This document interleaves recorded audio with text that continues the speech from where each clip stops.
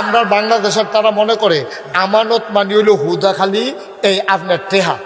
আমানত শুধু টাকা আমানত না, টাকাও আমানত, একটা কথাও আমানত।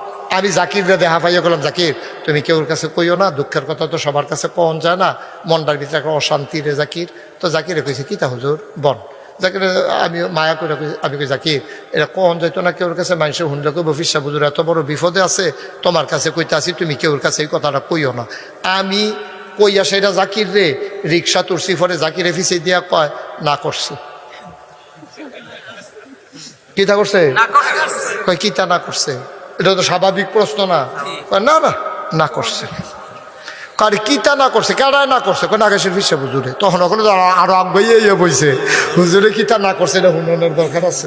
সকলে কিতা জাকির কিতা না করছে, কিতা না না না এটা ভালো করছে, এটা কোন যেত না। আচ্ছা তোমরা যখন সকলে ব্যাট দিয়ে ধরছো না কইও তো পারি না। এটা কি আমানত হয়েছে না আমানতের খেয়ানত হয়েছে?